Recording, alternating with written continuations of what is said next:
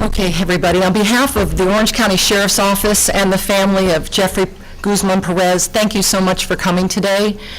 Jeffrey had everything to live for. He was a law-abiding citizen. He was serving his country, and he had his whole life in front of him when it was taken away in a senseless act of violence. The night of November 5th, 2011, has forever changed this family. They want the killer, like we do, brought to justice. Jeffrey was dropping off a friend from a motorcycle ride when he was gunned down at the intersection near Lancaster Road and Weingard Avenue in South Orlando.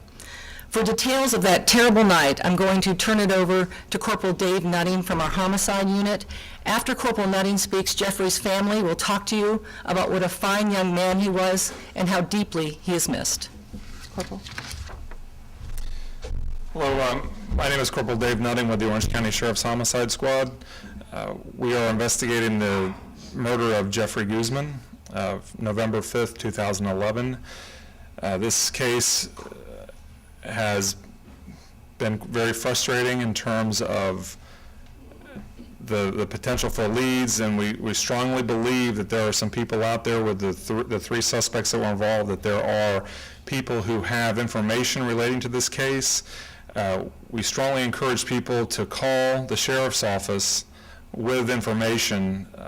Anonymous information and tips are greatly appreciated. However, we really need people to come forward, provide their information, and be willing to testify in court. Right now I'm going to turn the podium over to the family, and then after that we'll take some questions and answers from the media. This is Roberto Guzman, Jeffrey's father. Good morning, everyone. This morning we want to take the opportunity just to talk a little bit about Jeffrey, the person he was, and the life he lived, hoping that will motivate anyone out there who knows what happened that night to come forward with valuable information. When Jeffrey was in elementary school, he participated in what was called the student patrol, and he every day there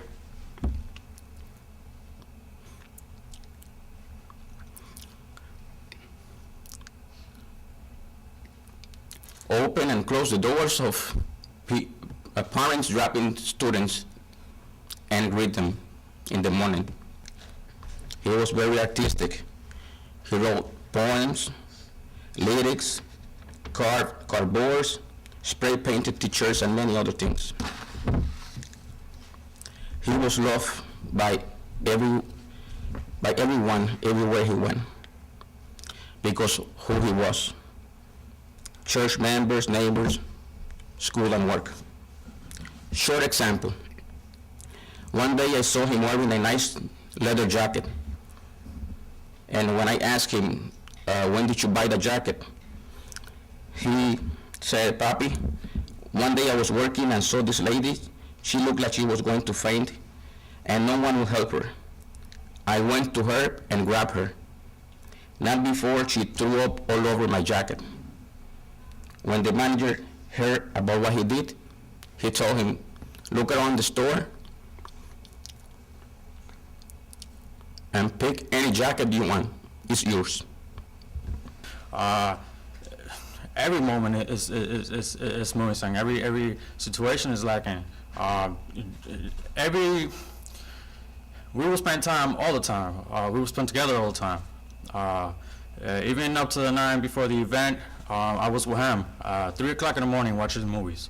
Other times we would be really late, same amount of time, going out to the store, going to even McDonald's, 2 o'clock in the morning. That's the type of person he was. It don't matter what time it was, he was always making the best of it. And he's not here anymore. So we don't have that moment anymore. We don't have that opportunity to spend time with him when the time is there. In this case, Jeffrey was a true victim of crime. He was a veteran like myself, And a lot of the people here at the Sheriff's Office, and specifically in the Homicide Squad, are veterans themselves.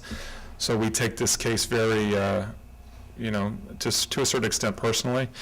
And it's frustrating that the community hasn't come forward, and at this point, I feel strongly that we should be preparing for trial at this point instead of still trying to solve the case. He had plans for his life. Once again, he couldn't wait to get married because he wanted to have his own children. On the 7th or 8th of November, they called the house from Orleans. He had been given the job that he had applied for, but he was waiting at a morgue to be buried. When I say these things, I say it because I know that someone out there who may be watching right now knows what happened that night. And they need to know and to understand that this was not in any way a person involved in any criminal activity. He was simply, as the detectives have described, in the wrong place at the wrong time. And I hope that after knowing just a little about Jeffrey's life, someone will come forward with some type of information. We, the family, are just asking for justice and closure. Thank you.